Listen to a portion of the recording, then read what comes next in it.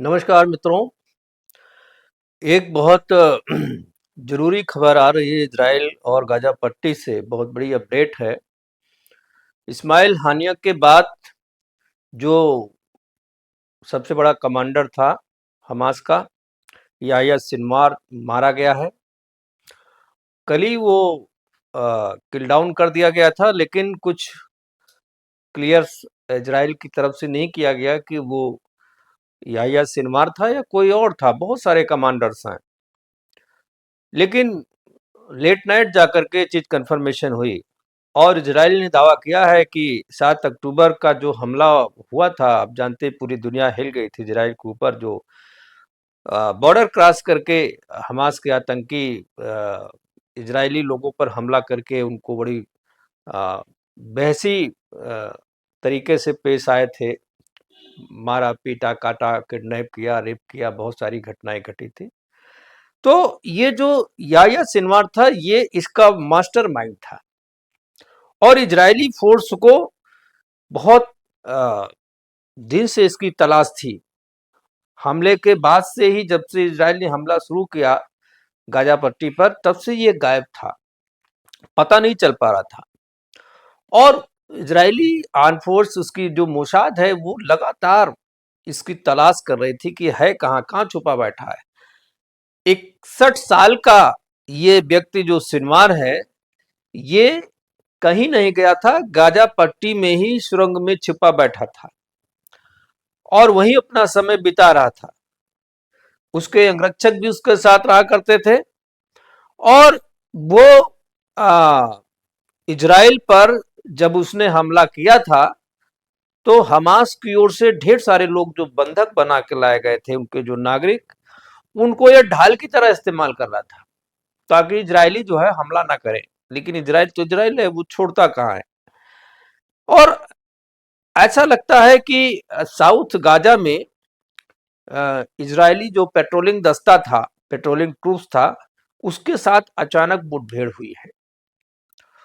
और कैसे निपटाया गया इसको, मैं जरा इस पर आता हूं। इजराइल ने किस तरह से इसको किल डाउन किया है। इजरायली फोर्स ने बताया कि ये व्यक्ति जो है, ये 828वीं बिसलमैंग ब्रिगेड का चीफ कमांडर हुआ करता था। मतलब 800 से ज्यादा छोटे छोटे ब्रिगेड हमारे। बुधवार को रफा ताल का जो अल सुल्तान इलाका है, ये गाजा पट्टी में साउथ में पड़ता है, वहां पर इजरायली फोर्स गश्त लगा रही थी। उसी दौरान गश्ती दल को देख करके, पेट्रोलिंग दस्ते को देख करके 3 आतंकवादी जो है वो भागने की कोशिश किए और तुरंत जो है मुठभेड़ हुई और उनको मार गिराया गया। मुठभेड़ के दौरान 100 की पहचान की जा रही थी।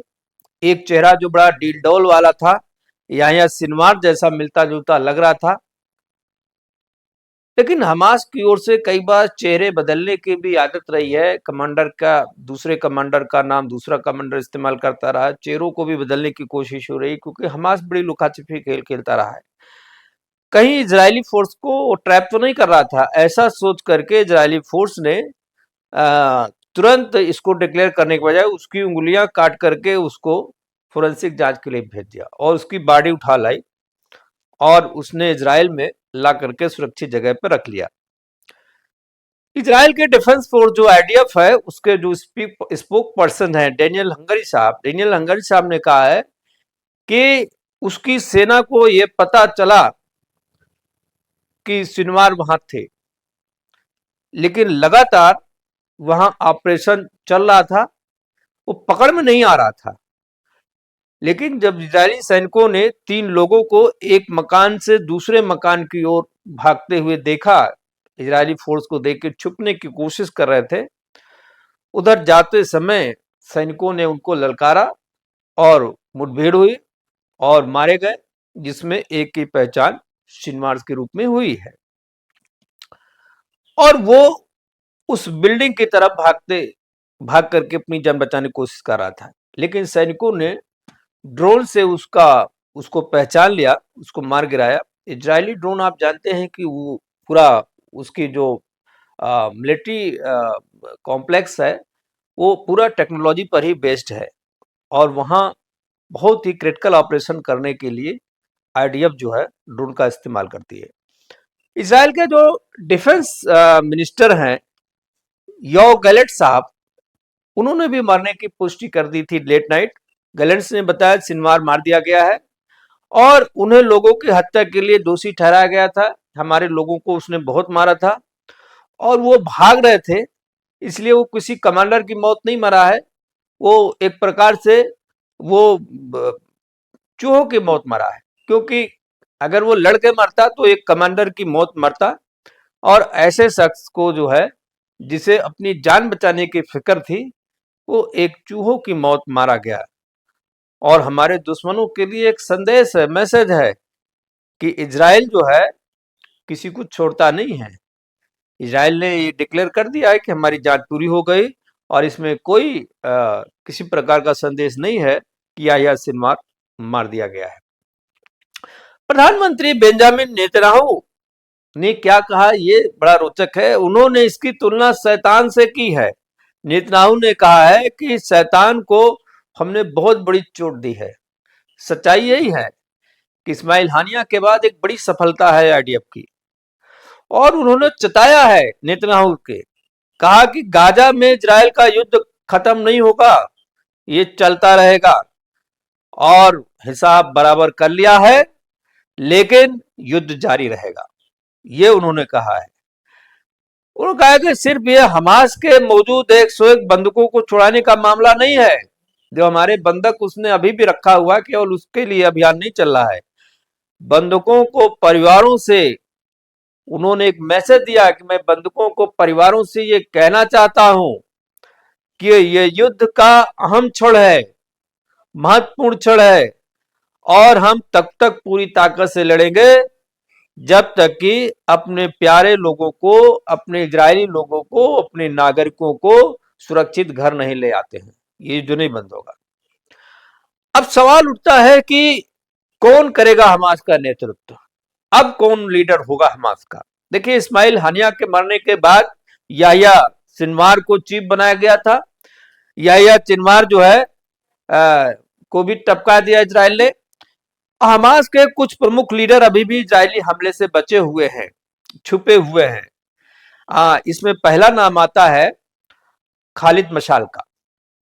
खालिद मशाल हमास का टॉप कमांडर में से एक है और इजराइल ने इसे जॉर्डन में जहर देकर मारने की कोशिश की थी। मोसाद ने इसको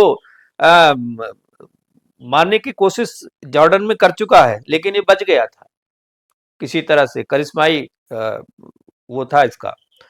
और तब उस समय जो टाइम्स मैगजीन है उसने इसके बारे में लिखा था, the man who Hunt Israel, ये टाइटल दिया था, the man who Hunt Israel. दूसरा नेता जो हमास का है वो है खलील अल हया। खलील अल हया जो है ये कतर में रह रहा है, अपना एक प्रकार से निर्वासित जीवन जैसा व्यतीत कर रहा है और दशकों से वो हमास का टॉप लीडर रहा है। और ये जो सिनवार मारा गया है इसका वो डिप्टी चीफ भी है, इसलिए स्वाभाविक है कि इसके चीफ बनने की चांसेस ज्यादा है। तीसरा नाम आता है मूसा अबू मरजौक का। मूसा अबू मरजौक हमास के टॉप पॉलिटिकल ब्यूरो का मेंबर है। इसकी जो पॉलिटिकल बॉडी है, पॉलिटिकल ब्यूरो है, राजनीतिक ब्यूरो है, इसका वो सदस्य है और हमास के फाउंडर मेंबर में से एक है। इसने हमास की स्थापना की थी। मूसा ने अपना जो पॉलिटिकल करियर है वो यूएई में स्टार्ट किया था, संयुक्त अरब अमीरात में इसने काम किया है और इसको बताया जाता है कि यूएई ने धक्का मार के बाहर कर दिया, अब ये कतर में या इधर उधर घूमता फिरता है। चौथा जो कमांडर है जिसकी संभावना है मोहम्मद डेफ की है। मोहम्मद डेफ 7 अक्टूबर के हमलों में जो इजराइल पर हुआ था उसका योजनाकार, रणनीतिकार इसको माना जाता है। He is the planner of the 7 October attack और दशकों से ये इजराइल की मोस्ट वांटेड लिस्ट में इसका नाम चढ़ा हुआ है। मोसाद बहुत ही तेजी से इसको ढूंढने में लगी है। और कहा यह भी जाता है कि एक बार इजरायली एयर अटैक से इस पर अटैक भी किया गया था और इजराइल की आर्म फोर्सेस ने इसको मारने का भी दावा किया था, लेकिन हमास ने इसके बारे में कोई जवाब नहीं दिया और पता नहीं चल पाया कि ये मारा गया या नहीं मारा गया। लेकिन अभी ये लिस्ट में गायब है, अर्थात जब तक पुष्टि ना हो जाए, इजराइल जब तक पुष्टि नहीं कर लेता, पूरी तरह संतुष्ट नहीं हो जाता है, वो अपने लिस्ट से नाम हटाता नहीं है। उसकी लिस्ट में नाम चढ़ा हुआ है कि इसको भी मारना है और मारेगा अगर जिंदा है तो। लेबनान ने भी देखिए गाजा को तो बाजा बजा ही दिया, अब कुछ बचा नहीं है, जो बच्चे खुचे हैं बस उनको 1 to 4 चल रहा है, उनको मरना ही है। लेबनान में भी हिजबुल्लाह पर बमबारी इजराइल ने बहुत तेज कर दी है। और कुछ भी कर ले ईरान, लेकिन लेबनान को खत्म करके, सीरिया को खत्म करके ही मानेगा, लेबनान को गाजा बना के मानेगा। इस घमासान में हिजबुल्लाह ने भी पलटवार किया। हिजबुल्लाह ने 14 अक्टूबर को इजराइल पर हमले किए थे और ये बियॉन्ड मिन्ना मिलिट्री बेस पर, इजराइल के बियॉन्ड मिन्ना मिलिट्री बेस पर जबरदस्त हमला किया था, रॉकेट से हमला किया था। कहा जाता है कि अंदर काफी डैमेज की भी खबरें आई हैं और इस अटैक में उसने ईरान सुसाइड ड्रोन का इस्तेमाल किया है। इसमें 4 इजरायली सैनिकों के मरने की भी दावा वो कर रहा है हिजबुल्लाह, और कहा है कि इसमें बड़ी मात्रा में सैनिक घायल भी हुए हैं। इसके साथ ही इजराइल के हाइफा शहर पर भी उसने रॉकेट डाला था, रॉकेट हमला किया था और ड्रोन मिसाइलों का उपयोग किया हुआ है, यानी हाइफा पर भी उसने जबरदस्त तरीके से हमला किया, ऐसा बताया जाता है। लेकिन देखिए होता क्या है कि इजराइल ने क्या किया, इजराइल ने कुछ बताया जाता है कि वो ईरान के सीमा के आसपास कुछ जो है रिफाइनरीज जो है उड़ा दिया है। और रिफाइनरीज के बारे में जब बात होती है तो यह जान लीजिए कि इसी रिफाइनरीज में से कुछ रिफाइनरीज हैं जहां पर ईरान के न्यूक्लियर प्लांट्स भी लगाए गए हैं रिफाइनरी की आड़ में। ऊपर से रिफाइनरी का सेफ है लेकिन अंदर वो न्यूक्लियर प्लांट्स हैं।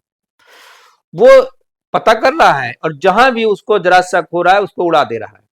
और बहुत जल्दी आप खबर पाएंगे कि ईरान के न्यूक्लियर प्लांट्स उड़ा दिए गए और वो मियां पैदल हो जाएंगे। एक और बड़ी इंपॉर्टेंट खबर आ रही लेबनान से कि इजराइल ने अपने हमले में यूनाइटेड नेशन के पीस मिशन को भी नहीं छोड़ा है।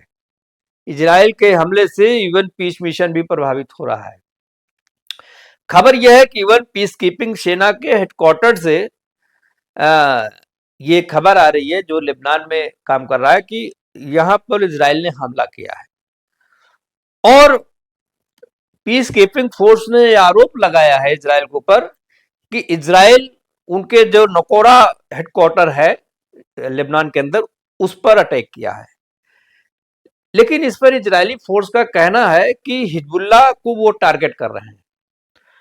अब यूएन पीस के आर्मी आसपास हिजबुल्लाह को शरण दिए हुए हैं, वहां बसा लिए हैं, तो हम तो हिजबुल्लाह को टारगेट करेंगे, आप वहां से हट जाइए। इजराइल तो किसी सूरत में किसी को छोड़ने वाला नहीं है। और यह भी कहा इजराइल की आर्म फोर्सेस ने कि इवन पीस मिशन में जो आर्मीज है, कई देशों की आर्मी लगी हुई है, वो जासूसी भी कर रहे हैं लेबनान के लिए, हिजबुल्लाह के पक्ष में वो काम कर रहे हैं। उसने दावा किया है कि जो हिजबुल्लाह के लड़ाके हैं उनकी गाड़ियों का इस्तेमाल कर रहे हैं, बाकायदा साठगांठ चल रही वहां पर। और हालांकि इस पीस कीपिंग मिशन में उस पोस्ट के आसपास 900 के आसपास इंडियन आर्मी के भी लोग वहां पर तैनात किए गए यूनाइटेड नेशन की ओर से। वो सब सुरक्षित है, चिंता की बात नहीं है। लेकिन पिछले हफ्ते नेतन्याहू ने लेबनान को चेतावनी देते हुए कहा था लेबनानी सरकार को कि हिजबुल्लाह को चुनौती देना शुरू करिए, हिजबुल्लाह के खिलाफ खड़े होना शुरू करिए, नहीं तो ये गाजा बन जाएगा, लेबनान में कुछ बचेगा नहीं, तो हिजबुल्लाह के दम पर लड़ना बंद कर दीजिए। बहुत सारे जो एक्सपर्ट्स हैं डिफेंस और डिप्लोमेसी के, वो ये भी कह रहे हैं कि आने वाले दिनों में लेबनान एक गृह युद्ध का शिकार हो सकता है, गृह युद्ध जैसे हालत बन रहे हैं। ये रणनीति लेबनान के लोगों को एक दूसरे के खिलाफ भड़का सकती है और लेबनान की अर्थव्यवस्था तो नष्ट हो ही रही है। युद्ध से सारा कारोबार खत्म हो रहा है उनका, लोगों का पलायन लगातार हो रहा है, सीरिया की तरफ जा रहे, खासतौर से जॉर्डन ने अपनी सीमाएं बंद कर रखी है, लाखों लोग लेबनान से विस्थापित हो चुके हैं, हिजबुल्लाह के खिलाफ लोगों का गुस्सा बढ़ता जा रहा है, जगह जगह इस गृह युद्ध के आसार हैं, उनके विरोध की खबरें आ रही है। अगर विश्लेषण करें तो मैं पाता हूं कि गाजा का बाजा तो बचता रहेगा जब तक कि एक भी शैतानी हमास जिंदा रहेगा। और यह भी तय है कि शैतान की मानसिकता नहीं बदलती, इसलिए ना तो पूरी तरह से हमास खत्म होगा इतनी जल्दी और ना इजराइल अपना हमला रोकने वाला है। लेबनान भी गाजा की तरह बर्बाद होगा और हिजबुल्लाह के कुकर्मों का खामियाजा लेबनानी अवाम को भुगतना पड़ेगा। लेबनान की तरह सीरिया के लोग भी इसका खामियाजा भुगतेंगे और वहां की राजनीतिक और सैनिक कमजोरी का लाभ उठा करके आतंकवादी उसे बर्बाद करने में लगे हुए हैं। पैसे और हथियार के बल पर ईरान की मिलिशिया आतंकवादी सोच जो है वो आधे से अधिक मिडिल ईस्ट को बर्बाद करके रख देगी। तोते की जान पिंजड़े में है, ये कहावत चरितार्थ हो रही है वहां। जब तक कतर और ईरानी पिंजड़े से कट्टरपंथी आजाद नहीं होंगे तब तक इन्हें खत्म करना नामुमकिन होगा। इसलिए इन्हें खत्म करना है तो पहले ईरान और कतर को ठिकाने लगाना होगा। आज यही तक, कल फिर किसी नए एपिसोड में बात होगी। चैनल को शेयर करें, सब्सक्राइब करें, लाइक करें और अपना सुझाव भी देना ना भूलें। बहुत बहुत धन्यवाद। नमस्कार। जय हिंद।